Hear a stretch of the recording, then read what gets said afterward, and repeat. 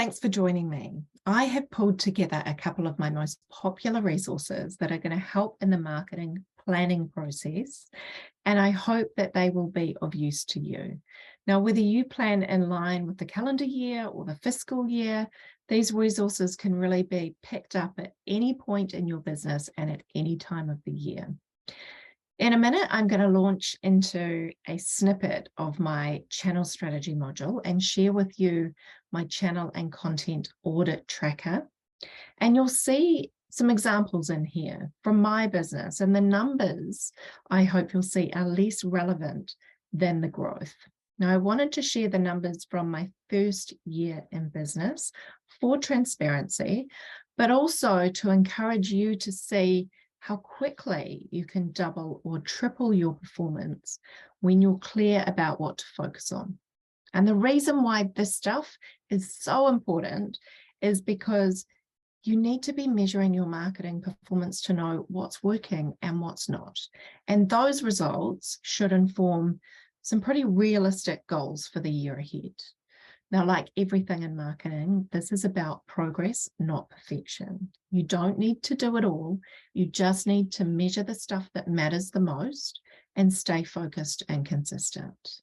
Now, across the 20 plus years of my marketing career, I've literally delivered hundreds of high-performing marketing plans and programs. And over those years, I've honed my process and the toolkits that I think really help small businesses launch and scale on time and on budget. Now, these are just a teaser of the entire process that we support in the Marketing Collective. So if they resonate with you and you want to learn more, please get in touch. Now, I'm hopefully going to give you some more clarity, and we'll get some data behind these decisions as well, to help you really get clarity on which channels might work best for your priorities. And channels really just help you distribute your content to the right people at the right time. They help you build engagement and loyalty and obviously sell what you're selling. So when I talk about marketing channels, I'm talking about things like web, search, email, social, advertising, events. That's what I mean by marketing channel. But again, this isn't just about being in multiple places. It's about being cohesive in the places that you choose to show up.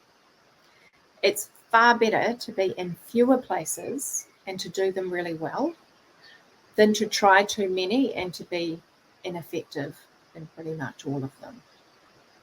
And that is a trap for small businesses and for entrepreneurs who like shiny new things. It really does take a bit of discipline, and it is about mastering one before you move into the next. So this is about connecting those digital experiences with the physical as well, which is why on the left-hand side here, there are a load of disconnected channels versus the right-hand side, which is more of a considered connected approach that has that customer in the middle of it. There is meaning in each of the channels across that customer experience. The role that they perform differs as you move through those stages of your customer journey. So it's the right-hand side here that we are aiming for. To do that, we need to understand the role of channels to be able to select the ones that work best for us and our business maturity. Now, unless you have a marketing team or you're outsourcing loads of your marketing, your goal will obviously be to be in the least amount of channels to attract the highest number of prospective customers. So remember, this isn't an exact science. In the early stages of your business, your goal is really just to master one channel at a time. Start with the one that feeds that top of the funnel. There's 4 up there. Build brand awareness and start to cultivate a community that you can sell to. So if you are at the stage in your business where you have mastered a couple of the top of the funnel channels and you're doing quite well in acquiring customers, but now you need to accelerate your growth, then the channels that serve you are likely to expand, or the ways in which you service your audiences through those channels might change too. Maybe you up the frequency. My point is, not every channel is created equal. They all serve a different purpose at a different stage in the journey. Hopefully that's clear. There are obviously way more marketing channels than what I've got here. I just want you to focus on the ones that work best for small businesses that don't cost the earth if done really well. And in the words of the great Maya Angelou, you can't really know where you're going until you know where you've been. So we're going to spend a little bit of time talking through the audit tracker. It is super important that before we select the channels and the content we need in our roadmap, that we understand what is and isn't working for us today. Otherwise, we risk just doing the same thing next year. And part of that is a conversation about competition. So it's important for you to know who you're competing with and what is considered valuable by your target market. But other than that, please don't worry about what everyone else is doing. So the best benchmarks in your business are actually your own. Your marketing performance should be measured against your past performance.